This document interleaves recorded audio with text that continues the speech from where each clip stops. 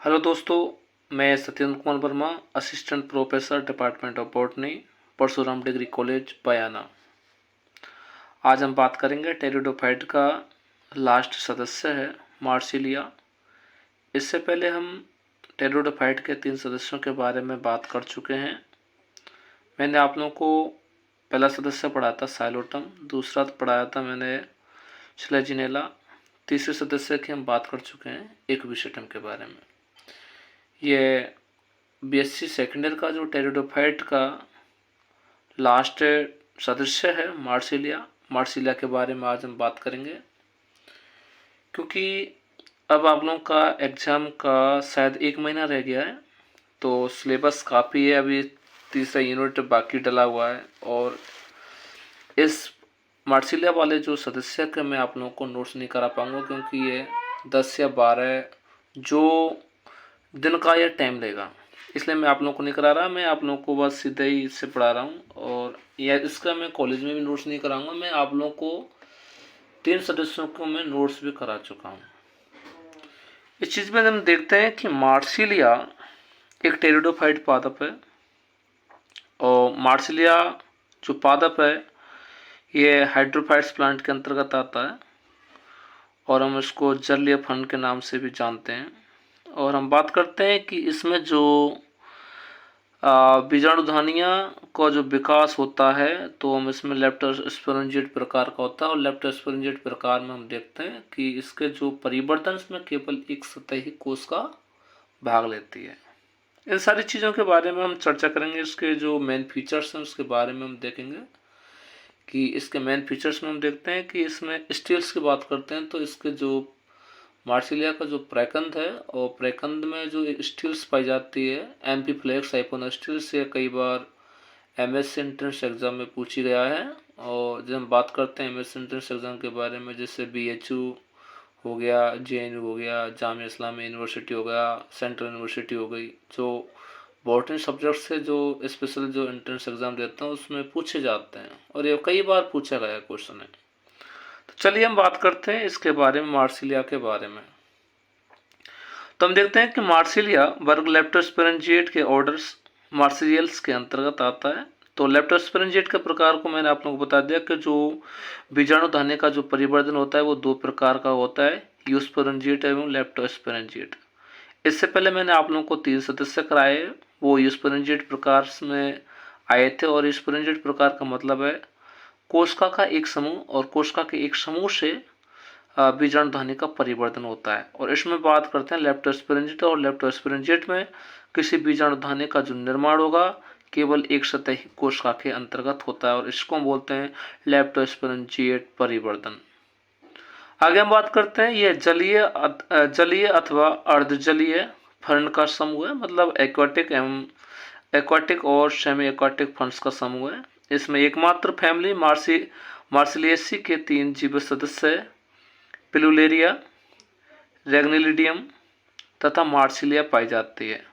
Marsilea की 53 जाति जीवित हैं और जबकि 10 जाति विलुप्त हैं। इसमें से जो आपके जो जिसमें जो आपका सिलेबस दे रखा है ब्रज यूनिवर्सिटी का, जो इसमें आप लोगों को मार्सिलिया ही पढ़ेंगे। इसके अंतर्गत हम बात करते हैं मार्सिलिया का जो क्लासिफिकेशन के बारे में हम बात करते हैं।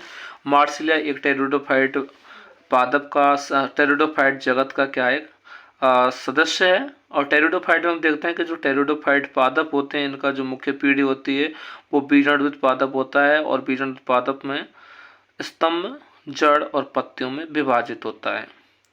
हम बात करते हैं इनमें सुस्पष्ट संवहनपूल पाए जाते हैं। जो सबसे पहले जो संवहनपूल का वेस्कुलर सिस्टम का जो निर्माण हुआ वो टेरिडोफाइट में हुआ था, पादप जगत में। आगे हम बात करते हैं इसके विभाग की बात करते हैं, फिलोफाइटा अथवा टेरोफाइटा। तो इसकी जो पत्तियां होती हैं अधिकतर गुरुपर्णी होती हैं और पत्तियां पर्णवृंत अथवा एक विच्छेदित फलक में विभाजित होती हैं। और बीजाणुधानी पत्तियों की अपाच्य सतह पर उपस्थित होता है। इसका वर्ग के बारे में बात करते हैं, लेप्टोस्पोरेंजियोप्सिडा के बारे में। तो बीजाणुधानी का जो परिवर्तन है वो लेप्टोस्पोरेंजिएट प्रकार का होता है। मैंने आप लोगों को ये बात पहले ही बता दी थी। इसके बाद हम देखते हैं कि बीजाणु दाने में बीजाणु की एक निश्चित संख्या उपस्थित होती है, उसके बारे में हम बात करते हैं। ऑर्डर्स के बारे में बात करते हैं तो ऑर्डर्स इसमें मार्सिलियल्स होता है, विषम बीजाणु होते हैं, गुरु बीजाणु एवं लघु बीजाणु। बीजाणु दानियाँ बीजाणु फलकाओं मतलब स्पोरोकार्प संरचना होती है उसमें पाए जाते हैं, और जो स्पोरोकार्प जो संरचना है इसमें लघु बीजाणु एवं गुरु बीजाणु उपस्थित होते हैं। और इससे जो स्पोरोकार्प की जो भित्ति होती है वो 6-7 भित्ति होती है, हम आगे चल के हम चर्चा करेंगे। तो हम इसकी कुल की करते हैं मार्सिलियस, ये जलीय पादप है, हाइड्रोफाइट्स प्लांट के अंतर्गत आता है। जो इसमें जो स्पोरोकार्प है क्रमिक रूप से मतलब कार्य करते हैं, तो 2 प्रकार की बीजाणु ध्वनि युक्त होता है। पत्तियां जो तरुण पत्ते होते हैं, जो नई पत्तियां आते हैं वो कुंडलित होती हैं, जो इसमें किसलय विन्यास पाया जाता है, सर्सिनेस्ट प्रकार का होता है, जो अपने आप को थोड़ा सा मतलब ये मोड़ लेती हैं। जैसे मैंने आप लोगों को बताया था ना कि बुलिफॉर्म सेल होती हैं, प्रेरक कोशिका होती हैं, वो अपने आप को वाष्पोत्सर्जन की वजह से अपने आप को अंदर की ओर मोड़ लेती है। इसी प्रकार इसमें थोड़ा सा ऐसा बदलाव होता है ना। तो हम बात करते हैं इसकी वंश की बात करते हैं मार्सिलिया की। वंश मार्सिलिया हम देखते हैं कि पाणक होते हैं, द्विबाजिसरा विन्यास युक्त होते हैं, जबकि बीजाणुविद के कायिक अंगों में वायु ऊतक की उपस्थिति होती है। क्योंकि ये हाइड्रोफाइट्स प्लांट है, तो इसमें वायु ऊतक की उपस्थिति तो होगी। और इसके जो प्रकंद है, प्रकंद में वो फ्लोएमी संवेदनपोल पाया जाता है, मतलब एम्फीफ्लोइक साइपोनोस्टिरस पाया जाता है। और ये कई बार एग्जाम में पूछ लिया जाता है, एंट्रेंस एग्जाम में, जो पीजी का जो बॉटनी से देते हैं एंट्रेंस एग्जाम में पूछा जाता है। जो इसका पर्णग्रंथ है, पर्णग्रंथ में जो जाइलम है वी आकार की स्थिति होती है। वी आकार की स्थिति की हम बारे में बात करते हैं, तो प्रोटोजाइलम एवं मेटाजाइलम के बारे में, इन चीज़ों के बारे में बात करेंगे। चलिए हम बात करते हैं, आगे देखते हैं इसके बारे में। हम बात करते हैं डिस्ट्रीब्यूशन एंड हैबिटेट के बारे में हम बात करते हैं। तो हम ये देखते हैं कि जो मार्सिलिया का जो पादप है, हम मार्सिलिया के पादप को पेपरबर्ड के नाम से भी जानते हैं, और ये एक हाइड्रोफाइट्स पादप है। ये जो पादप है जहाँ पर जल की मात्रा अधिक तथा नमी पाई जाती है वहाँ पर यह अधिक मात्रा में पाई जाती है। और इस मार्सिलिया की जो वर्ल्ड वाइड जो स्पीसीज है, इस कम से कम इसकी 64 या 65 जातियाँ हैं। किसी किताब में 64 दे रखे हैं, 65 दे रखे हैं। और ये उष्णकटिबंधीय क्षेत्रों में मिलता है, जिससे हम बात करते हैं अफ्रीका, ऑस्ट्रेलिया अत्यधिक मात्रा में पाई जाती है। लेकिन इसकी कुछ जातियाँ 6 या 7 जातियाँ संयुक्त राष्ट्र अमेरिका में पाई जाती हैं। लेकिन हमारे जो भारत में 2 वैज्ञानिक हैं टेरिडोफाइट से संबंधित हैं, जिससे हम बात करते हैं गुप्ता है, भारद्वाज है, और इन्होंने भारत में लगभग 10 जातियों को रिपोर्ट किया गया था। तो हमको इसमें से 10 जाति याद करने की आवश्यकता नहीं है, हमको 2 या 3 जातियों की याद करने की बात है। लेकिन हम बात करते हैं, हम राजस्थान से हैं, तो हमको राजस्थान की एक जाति याद करनी पड़ेगी कि टेरिडोफाइट जो मार्सिलिया है, इस मार्सिलिया की कौन सी जाति राजस्थान में पाई जाती है। हालांकि हम 2-3 जातियाँ पाई जाती हैं राजस्थान में, लेकिन हमको कम से कम एक जाति ध्यान रखनी पड़ेगी। जैसे हम बात करते हैं मार्सिलिया कंडेंसेटा, ये राजस्थान में पाई जाती है। इसके बाद में मार्सिलिया इजिप्टिका भी राजस्थान में पाई जाती है, और मार्सिलिया राजस्थानेंसिस भी राजस्थान में पाई जाती है। इसके बारे में हम बात करते हैं। मैंने आप लोगों को पहले ही बताया था कि जो मार्सिलिया जो जलोद्भिद पादप है, और ये कभी कभी ये दलदल में भी पाई जाती है। इसकी जो जड़ें दलदल अथवा कीचड़ में गहराई में धसी रहती हैं, और ये पूरी तरह से जल के अंदर रहता है, मतलब जल में रहता है। पत्तियां पानी की सतह पर रहती हैं या आंशिक या पूरी तरह से जल से बाहर निकली रहती हैं, इसलिए उभयचर होता है। और मैंने आप लोगों को ये बताया था कि जो हाइड्रोफाइट्स प्लांट होते हैं, और हाइड्रोफाइट्स प्लांटों में विषम पर्णता पाई जाती है। मतलब कहने का मतलब यह है कि जो जल के अंदर जो पत्तियां पाई जाएंगी वो कटी फटी होंगी, जबकि वायवीय जो पत्ती पाई जाती हैं बिल्कुल साजी होती हैं, है ना।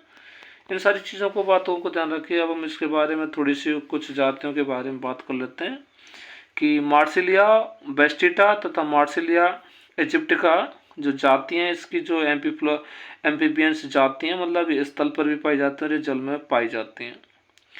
इसके हम 2 जाति के बारे में बात कर देंगे, मार्सिलिया मिनुटा और मार्सिलिया क्वाड्रिफोलिया। जो जातियाँ ये जलोद्भिद जातियाँ हैं, और ये हमेशा जल पे पाई जाती हैं। इसके बारे में बात करते हैं कुछ जीरोफाइट जो जातियां हैं मार्सिलिया की, जैसे हम बात करते हैं मार्सिलिया कॉन्डेंसेटा और मार्सिलिया राजस्थानेंसिस, ये जीरोफाइट जातियां हैं। ये सभी जो जातियां हैं जड़ें जमीन अथवा दलदल के गहरे गुच्छों के रूप में धसी रहती हैं।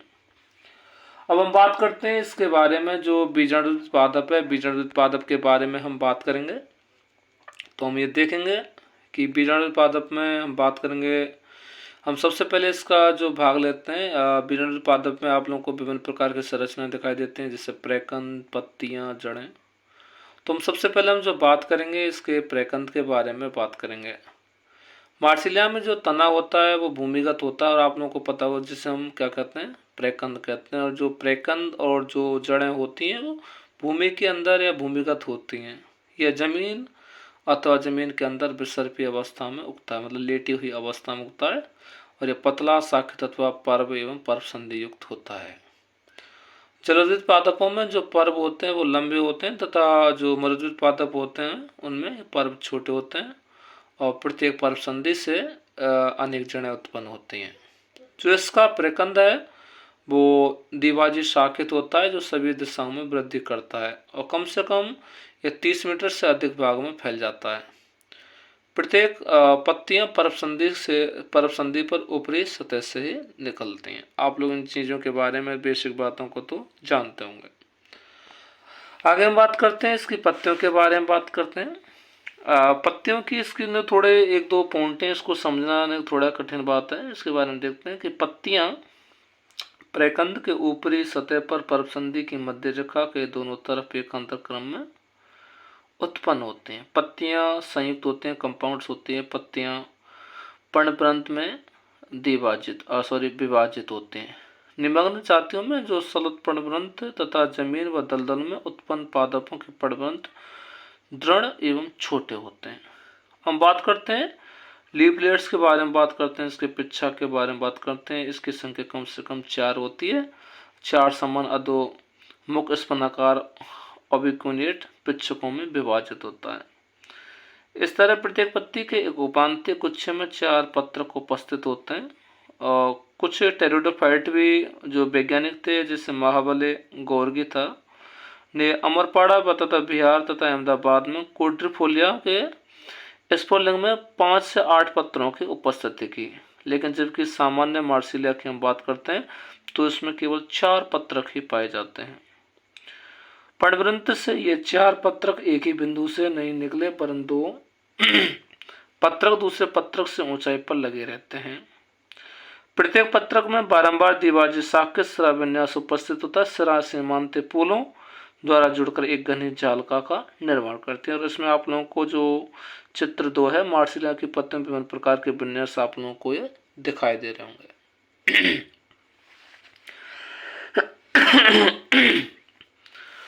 हम बात करते हैं 2 वैज्ञानिक थे, पुरी तथा गर्ग थे। और पुरी और गर्ग ने इन पत्रकों व इनकी 4 पिच्छकाओं के बारे में, इनकी स्थिति के बारे में बताया था कि जो ये पत्रक हैं, ये 4 पत्रक आप लोगों को दिखाई दे रहे होंगे, 1 2 3 और 4, है ना।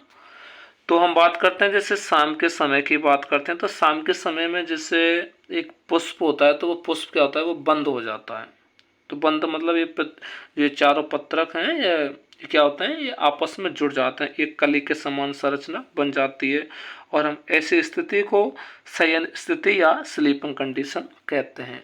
जैसे मॉर्निंग टाइम होता है तो मॉर्निंग टाइम में ये चारों जो ये पत्रक हैं ये चौड़ जाते हैं, जैसे फूल खिल जाता है ना, ऐसी इनकी स्थिति हो जाती है। शाम के टाइम मतलब जैसे फूल बंद हो जाते हैं, बंद हो जाते हैं और सुबह के टाइम पे खिल जाते हैं, है ना। ये सारी जो स्थिति मार्सिलिया में पाई जाती है। तो हम बात करते हैं इसके ऊपर, जिसमें से वे कली के समान ऊपर की ओर बंद हो जाते हैं। मार्सिलिया में फर्ण सामान्य कुंडलित किसलय विन्यास से सुपत्तियों में पाया जाता है। मैंने आप लोगों को बताया था कि जो तरुण पत्ते होते हैं, तरुण पत्तियों में किसलय विन्यास मतलब सर्सिनेट वर्नेशन उपस्थित होता है। और कई बार क्वेश्चन भी पूछा जाता है कि सर्सिनेट वर्नेशन किस टेरिडोफाइट पादप में पाया जाता है। तो ये मार्सिलिया को आप लोग कर सकते हो और कई बार एंट्रेंस एग्जाम में भी पूछा गया है। इसके बारे में बात करते हैं कि इनका जो किनारा होता है वो अच्छिन्न होता है, मतलब कटी फटी नहीं होती है। इसे कुंठदंती जैसे मार्सिलिया मिनुटा अथवा कोष्ठदंती पालका जैसे मार्सिलिया इजिप्टिका में पाया जाता है। पड़वंत्र के आधारी भाग में स्पोरोकार्प छोटे अथवा लंबे वृंत पर स्थित होते हैं। ज्यादातर पत्तियों में स्पोरोकार्प के वृंत अशाखित होते हैं, जिनके सिरे पर स्पोरोकार्प उत्पन्न होते हैं और स्पोरोकार्प की स्थिति निम्न जातियों में अलग अलग होती है। जो स्पोरोकार्प को मैंने आप लोगों को बताया था कि स्पोरोकार्प को हम बीजाणुधानी पाई जाती हैं, और इस बीजाणुधानी में दो प्रकार के बीजाणु पाए जाते हैं, लघु बीजाणु एवं गुरु बीजाणु। इसमें जो स्थिति दे रखी है, पहली जो मार्सिलिया वेसिस्टेटा में जो पर्णवृंत के आधार पर एक स्पोरोकार्प पाया जाता है, बस केवल इसमें एक स्पोरोकार्प होता है पर्णवृंत के आधार पर। आगे हम बात करेंगे मार्सिलिया जो पॉलीकार्पा है में पर्णवृंत के एक और रेखीय क्रम में कई स्पोरोकार्प लगे होते हैं, मतलब एक रेखीय, जैसे हम बात करते हैं ये कोई पर्णवृंत है और इस पर जो रेखीय क्रम में ऊपर की ओर क्या लगते हैं, स्पोरोकार्प लगते हैं। इसके बाद में हम बात करते हैं, तीसरा पॉइंट है मार्सिलिया क्वाड्रिफोलिया में जो सभी स्पोरोकार्प हैं एक वृंत से आपस में जुड़ते हैं और तथा ऊपर की ओर स्पोरोकार्प मुक्त रहते हैं। चौथे पॉइंट के बारे में बात करते हैं कि जो जो मार्सिलिया जो मिनुटा में जो स्पोरोकार्प के वृंत मुक्त अथवा आधारी भाग पर कुछ दूरी तक जुड़े रहते हैं एवं ऊपरी सिरे मुक्त रहते हैं। इसका स्पोरोकार्प सेम के बीच के समान अथवा अंडाकार होता है। मार्सिलिया राजस्थान जिसमें स्पोरोकार्प आयताकार अथवा चौकोर होता है। तो ये सारी जो स्थितियां हैं, स्थितियों के बारे में आप लोग देख सकते हो पेज नंबर अगले पेज पर है, पेज नंबर 123 पर देख सकते हो। जो स्पोरोकार्प की जो स्थिति बताइए कि जो ये जो छोटी छोटी जो संरचना ये स्पोरोकार्प है जो एक और केवल रेखीय क्रम में लगी हुई है। इसके बाद में एक ही वृंत से कई वो जुड़ रहे हैं स्पोरोकार्प है। इसके बाद में ये भी है और इसमें एक स्पोरोकार्प है। ये चार स्थितियां दिखाई गई हैं और चित्र 8 है। मार्सिलिया के विभिन्न जातियों में स्पोरोकार्प की स्थिति के बारे में मैंने आप लोगों से चर्चा कर चुका हूँ। इन चीज़ों के बारे में हम देखते हैं कि इसकी जड़ों के बारे में देखते हैं कि इसकी जड़ें सामान्य प्रकार की होते हैं जो सामान्य पादपों में पाई जाती हैं। प्रकंद की निचली सतह पर प्रत्येक परपसंधि पर एक या अधिक अपस्थानिक जड़ें उपस्थित होती हैं। मार्सिलिया इजिप्टिका में जड़ें पर उपस्थित होते हैं, जबकि मार्सिलिया मिनुटा में जड़ें प्रकंद के पार्श्व भाग से मतलब लेटरल भाग से निकलती हैं तथा ये कार्बनिक अम्लस्रावित करती हैं। जड़ें अग्राभिसारी क्रम से उत्पन्न होती हैं। सबसे नई जड़ प्रकंद के शीर्ष भाग से उत्पन्न होती है। जड़ें शाखित अथवा अशाखित हो सकते हैं। जड़ों का जो शाखन होता है वो एक लाछी मोनोपेडियल रूप से होता है। इसके बारे में हम देखते हैं कि जो इंटरनल स्ट्रक्चर्स के बारे में पूछा जाता है, जो इंटरनल स्ट्रक्चर्स है और इंटरनल स्ट्रक्चर्स के बारे में जो ज़्यादातर जो इम्पोर्टेंट है वो आपको प्रकंद की संरचना पूछी जाती है, क्योंकि प्रकंद की जो संरचना है, प्रकंद की संरचना में एक स्टील्स पाया जाता है एम्फीफ्लोइक साइफोनो स्टील्स। और एम्फीफ्लोइक का मतलब है कि दोनों साइड जाइलम के दोनों साइड क्या पाया जाता है, फ्लोएम्स पाया जाता है और ये नाल रूपी होता है। और मैंने आप लोगों को बताया जो एम्फीफ्लोइक साइफोनो स्टील, जब मैंने आपको टेरिडोफाइट में जो स्टील कराया था, स्टीलर सिस्टम कराया था, मैंने सारी चीज़ें आप लोगों को इम्पोर्टेंट भी लगाए थे। और इन सभी जो स्टीलों का जो विकास है मतलब उद्भव है ओरिजिन है वो सारा जो प्रोटोस्टील से हुआ है। तो हम बात करते हैं जो इंटरनल स्ट्रक्चर्स के बारे में, जो इसकी पहली संरचना लेते हैं एनाटॉमी ऑफ राइजोम्स। प्रकंद का शरीर के बारे में बात करते हैं। प्रकंद का जो अनुप्रस्थ हम टीएस लेते हैं तो हमको इसमें 3 भाग दिखाई देते हैं, वह है त्वचा, कॉर्टेक्स एवं रंभ। बाह्य त्वचा के बारे में बात करते हैं कि बाह्य त्वचा एक स्तरीय रंध्रहीन होती है। जलोदृत पादपों में की बाह्य त्वचा में क्यूटिकल अनुपस्थित होती है। और आप लोगों को ये भी पता होगा कि जो हाइड्रोफाइट्स प्लांट होते हैं जो उनकी बाह्य त्वचा पर क्यूटिकल एब्सेंट होती है, जबकि दलदल या मिट्टी में उगने वाले पादपों में ये उपस्थित होती है। हम दूसरे भाग की बात करते हैं, कॉर्टेक्स के बारे में बात करते हैं। तो इसका जो प्रकंद का जो कॉर्टेक्स है ये 3 भागों में विभाजित होता है। 3 भागों में देखते हैं कि आउटर कॉर्टेक्स, मिडिल कॉर्टेक्स एवं इनर कॉर्टेक्स के बारे में बात करते हैं।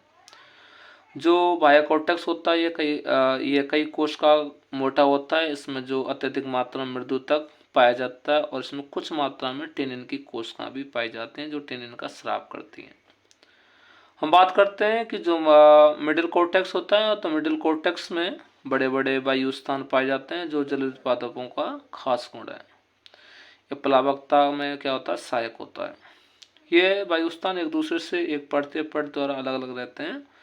वायुस्थान के नीचे दृढ़ोत्तकीय भाग उपस्थित रहता है। अब हम बात करते हैं इनर कॉर्टेक्स के बारे में, देखते हैं। यह संघनित मृदुतक कोशिकाओं से बना होता है। इस भाग में मंड संचित रहता है तथा कुछ मात्रा में टैनिन की कोशिका भी पाए जाते हैं। जिस भाग में जो मंड संचित रहता है तो उसको बोलते हैं स्वांगीकरण क्षेत्र या एसिमिलेशन क्षेत्र के नाम से जाना जाता है। आप लोगों को इस मार्सिलिया का जो टीएस दिखाई दे रहा होगा, इस टीएस में बात करते हैं जो बाह्य त्वचा है। बाह्य त्वचा के ऊपर एपिडर्मिस पाई जाती है और एपिडर्मिस के बाद में पेरेन्काइमा है और इसमें बड़े बड़े जो वायु चैम्बर या वायु स्थान पाए जा रहे हैं या दिखाई दे रहे हैं। इसके बाद में स्क्लेरोकाइमा जो मिडिल कॉर्टेक्स है उसमें आप लोगों को दिखाई दे रहेंगे। इसके बाद में इनर कॉर्टेक्स है। इनर कॉर्टेक्स के बाद में आउटर एंडोडर्मिस और आउटर एंडोडर्मिस के बाद में आउटर पेरिसाइकिल है और आउटर पेरिसाइकिल के बाद में इनर एंडोडर्मिस है इसके अंदर और इनर पेरिसाइकिलर, उसके बाद में आउटर फ्लोएम है और जाइलम और इनर फ्लोएम्स। इसका टीएस है। टीएस का जो इसका हम आरेखित चित्र देखते हैं तो आप लोगों को आरेखित चित्र में स्पष्ट रूप से विभिन्न प्रकार की संरचना आप लोगों को दिखाई दे रहेंगे। दोनों ओर जो क्या है कि जो फ्लोएम पाया जा रहा है बाहर की ओर अंदर की ओर, बस बीच में केवल क्या है, जाइलम है। इसके बारे में देखेंगे तो जो ये ऐसी स्थिति है जब दोनों ओर फ्लोएम पाया जा रहा है तो इसको हम बोलते हैं एम्पी फ्लोएम साइपोनोस्टिल्स बोलते हैं। जो इसमें जो सेंट्रल में जो पिथ होती है तो ये दृढ़ोत्तकीय कोशिकाओं की बनी होती है। आप लोगों को ये विभिन्न प्रकार की संरचना दिखाई दे रही होंगी। एयर चैम्बर्स हैं, एपिडर्मिस है और एपिडर्मिस के बाद एयर चैम्बर है, आउटर कॉर्टेक्स है, मिडिल कॉर्टेक्स है, फिर उसके बाद में इनर कॉर्टेक्स है। तो इनर कॉर्टेक्स के बाद में आउटर एंडोडर्मिस हो गई और एंडोडर्मिस से नीचे होता है पेरिसाइकिल, परिरम होगा और इसके बाद में आउटर फ्लोएम है। इसके बारे में बात करते हैं। फ्लोएम के बारे में क्या पता जाएगा, फ्लोएम के बाद में पता जाएगा जाइलम और जाइलम के बाद हम देखते हैं तो इनर एंडोडर्मिस और इनर पेरिसाइकिल और इनर फ्लोएम और स्क्लेरोकाइमेटस पित्त पाए जाते हैं। जो दृढ़ोत्तकीय पित्त के बारे में मैंने आप लोगों को बताया था। ये जो स्थिति है, ये जो स्टील्स है वो एम्पी फ्लोएम साइपोनो स्टील का जो चित्र है आप लोगों को सामने तो मैंने ये स्टीलर सिस्टम में मैंने कराया भी है। तो इम्पोर्टेंट है, एग्जाम की दृष्टि से काफ़ी महत्वपूर्ण है। क्वेश्चन भी आता है 3 नंबर का कि जो मार्सिलिया के प्रकंद की आंतरिक संरचना का अध्ययन कीजिए, उसके टीएस को समझाइए। तो अब देख लीजिए इसके बारे में थोड़ा और देख लीजिए, डिटेल से पढ़ लेते हैं। जो स्टील्स के बारे में दिखाया गया है तो स्टील्स के बारे में हम देखते हैं कि इसके स्टील में कि मार्सिलिया के स्तंभ में रंभ एम्पीफ्लोएम साइपोनोस्टिल्स पाई जाती है जो बाहर तथा अंदर की तरफ एक परतीय अंतस्त्वचा द्वारा घिरी रहती है। बाहरी अंतस्त्वचा के नीचे एक परतीय परिरंभ पाया जाता है जिसके नीचे बाह्य फ्लोएम उपस्थित रहती है। जाइलम एक खोखले रंग के रूप में उपस्थित होता है जो अंदर की ओर आंतरिक फ्लोएम व बाहर की ओर फ्लोएम द्वारा ढका रहता है। फ्लोएम दोनों तरफ आंतरिक व बाहरी परिरंभ द्वारा ढका रहता है। इस तरह आंतरिक फ्लोएम आंतरिक परिरंभ व आंतरिक अंतस्त्वचा को घेरे रहता है तथा बाहरी परिरंभ व अंतस्त्वचा द्वारा घिरा रहता है। केंद्र में मज्जा दृढ़ोत्तकीय होती है। इस प्रकार मार्सिलिया में खोखली जाइलम दोनों तरफ बाहरी व भीतरी फ्लोएम परिरंभ व अंतस्त्वचा द्वारा घिरे रहती है। प्रोटोजाइलम की जो स्थिति है इस जो स्टील्स में अलग अलग होते हैं। जिससे हम बात करते हैं मार्सिलिया बैरिस्टिटा में जो प्रोटोजाइलम है वो बाह्य आदिदारुक होता है। बाह्य आदिदारुक का मतलब एग्जार्स होता है और एग्जार्स में हम देखेंगे कि जो प्रोटोजाइलम एवं मेटाजाइलम की जो स्थिति होती है वो अलग अलग होती है। एग्जार्स की हम बात करते हैं, बाह्य आदिदारुक के बारे में बात करते हैं। जो प्रोटोजाइलम है वो बाहर की तरफ होता है जबकि मेटाजाइलम होता है वो अंदर की तरफ होता है, मतलब सेंटर की तरफ होता है। तो ऐसी स्थिति को हम आदिदारुक या एग्जार्स के नाम से जाना जाता है। जैसे हम बात करते हैं इसका दूसरा पॉइंट दे रखा है मार्सिलिया इजिप्टिका में जो मध्य आदिदारुक होता है, जो मतलब जो सेंटर में जो इसके सेंटर में क्या पाया जाएगा, जो प्रोटोजाइलम पाया जाएगा जबकि मेटाजाइलम इसके पर्दे वाले क्षेत्र पर पाया जाता है जिससे मिजार्स एंड डार्ट्स की तरह की जो संरचना का निर्माण होता है। और हम बात करते हैं एक मार्सिलिया क्वाड्रिफोलिया है, उस मार्सिलिया क्वाड्रिफोलिया में प्रोटोजाइलम की स्थिति अभी भी स्पष्ट नहीं हुई है। हम बात करते हैं कि मार्सिलिया के स्तंभ में मज्जा की संरचना बाहरी वातावरण पर निर्भर करती है। जलीय पादपों में मृदुत्व होती है जबकि दलदल व जमीन में उगने वाले पादपों में यह दृढ़ोत्तकीय होती है।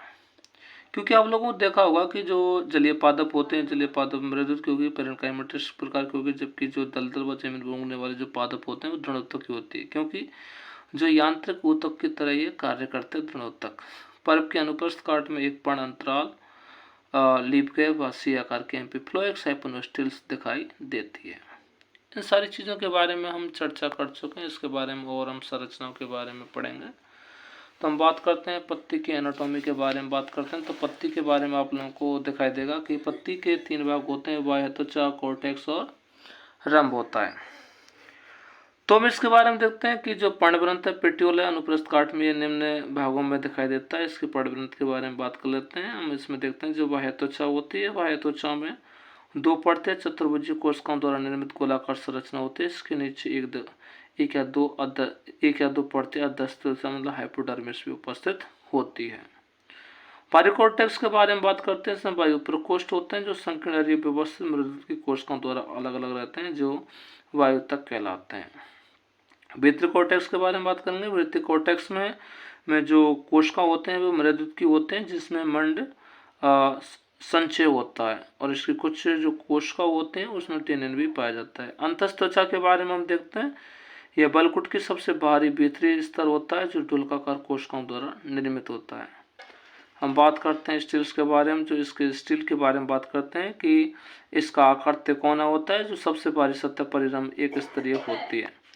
जालम की दोनों भुजाएं वी आकार की होते हैं तथा प्रोटोजाइलम बाह्य आदिदारुक होता है। और बाह्य आदिदारुक में आप लोग समझते हो कि जो प्रोटोजाइलम और मेटाजाइलम होता है, इसकी स्थिति के आधार पर दिखाया गया है कि प्रोटोजाइलम बाहर की तरफ होगा, मतलब पर्दे पे होगा, जबकि मेटाजाइलम सेंटर में होता है। ऐसी स्थिति को बाह्य आदिदारुक के नाम से जाना जाता है।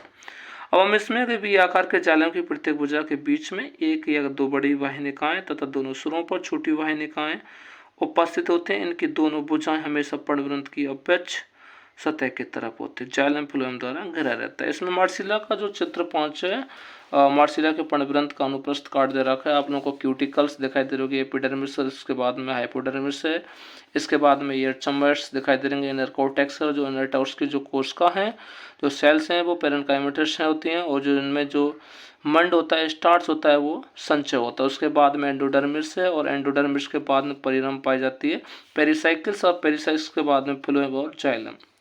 तो मैंने आप लोगों को कुछ एनाटॉमी के बारे में बताया, रूट्स के बारे में और स्टेम्स के बारे में बताया था कि इसमें 3 भाग होते हैं, बाह्य त्वचा, कॉर्टेक्स, स्टिल्स होते हैं। इसके प्रकार की जो संरचना को आप लोग अध्ययन करते होंगे। तो हम बात करते हैं इसके बाद में पर्णक का अनुप्रस्थ काट भी दे रखा है। पर्णक के या पिच्छक के बारे में हम बात करेंगे। इसके अनुप्रस्थ काट में हम देखते हैं इसके 3 भाग होते हैं, ऊपरी व निचली बाह्य त्वचा, और पर्णमध्योतक और संवहन मंडल के बारे में देखते हैं। तो इसमें देखो आप लोगों को पिच्छक के अनुदैर्ध्य काट आप लोगों को दिखाई दे रहा है कि ऊपरी है, जो ऊपर की ओर है अपर एपिडर्मिस, नीचे की ओर है लोअर एपिडर्मिस। जो इसमें 2 प्रकार का जो इसमें जो पर्णमध्योतक है, और पर्णमध्योतक क्या है आप लोगों को दिखाई दे रहा है। जो ऊपर की जो बड़ी बड़ी कोशिका होती हैं, ये खम्भ कोशिका या खम्भोतक से बने होते हैं, जो इसमें क्लोरोफिल्स पाया जाता है। उसके बाद में जो स्पंजी मृदुतक होता है ना, स्पंजी पेरेन्काइमस होता है। इसमें आप लोगों को दिखाई दे रहा है बीच में स्टील है, जिसमें जाइलम फिल्म से मिलकर के बना होता है, संयुक्त होता है ना। तो हम बात करते हैं इसके बारे में ऊपरी तथा निचली बाह्य त्वचा के बारे में। ये एक परतीय मृदुत की कोशिकाओं से बनी है। जल की सतह पर तैरने वाली पत्तियों के रंध्र में ऊपरी बाह्य त्वचा पर उपस्थित होती है, जबकि दलदल और जमीन उगने वाले पादपों में रंध्र बाह्य त्वचा पर उपस्थित रहते हैं, वो दसे रहते हैं। देखो आप लोग को जो लोअर एपिडर्मिस है, इस पर रंध्र स्टोमेटा आप लोगों को दिखाई दे रहे होंगे, है ना। तो इसके बारे में हम जो लीफ मीजोफिल्स है, इसके बारे में बात कर लेते हैं। ये खम्भ तथा स्पंजी मृदुतक में विभाजित होता है। खम्भ कोशिका बाह्य त्वचा के नीचे रहते हैं। इस प्रकार आप लोगों को जो अपर एपिडर्मिस है, एपिडर्मिस के बाद में ये है जो इसको बोलते हैं पेरिसेट टिश्यू के नाम से जाना जाता है, मतलब खम्भोतक के नाम से जानी जाती है। ये स्तंभाकार कोशिकाएं द्वारा निर्मित होते हैं। इसमें क्या होता है, पर्णहरित होता है। इसके नीचे की जो गोलाकार कोशिकाओं होते हैं, उससे स्पंजी मृदुतक भी है, जो आप लोगों को ये जो गैस एक्सचेंज में भी क्या आते हैं, काम आती हैं। इसके नीचे बड़े बड़े वायु स्थान पाए जाते हैं जो पानी में तैरने वाली पत्तियों में, खंभ, स्पंज, मृदुतक में कोई भेद नहीं होता है। हम बात करते हैं संवेद मंडल। संवेद मंडल में देख सकते हैं इसमें अनेक संवेद मंडल उपस्थित हैं। ये संकेंद्रीय होते हैं। संकेंद्रीय का मतलब जैसे हम बात करते हैं कि जाइलम के चारों ओर फ्लोएम भी पाया जाता है और फ्लोएम के चारों ओर जाइलम पाया जाता है। और इसमें हम देखते हैं तो ये कैसा होता है, जाइलम केंद्रीय होता है। मतलब जाइलम केंद्रीय मतलब जाइलम के ऊपर या जाइलम चारों ओर से घिरा रहता है फ्लोएम द्वारा, और ये दोनों अंतःत्वचा द्वारा घिरे रहते हैं। आगे हम बात करते हैं इसके बारे में, हम देखते हैं कि जड़ की जो एनाटॉमी है उसके बारे में बात करते हैं। रूट्स के बारे में बात करेंगे तो रूट्स में हम ये देखते हैं कि इस रूट्स के भी 3 भाग होते हैं, बाह्य त्वचा, एपिडर्मिस, कॉर्टेक्स, रंभ होता है। इसमें जो बाह्य त्वचा देखते हैं एक परतें होते हैं डोलकाकार कोशिकाओं से बने होते हैं। कॉर्टेक्स के बारे में बात करते हैं। कॉर्टेक्स 2 भागों में विभाजित होता है, आउटर कॉर्टेक्स और अंडर कॉर्टेक्स। जो आउटर कॉर्टेक्स में हम देखते हैं तो कि इसमें आर्यपट युक्त अनेक वायु प्रकोष्ठ एयर चैम्बर द्वारा निर्मित होते हैं।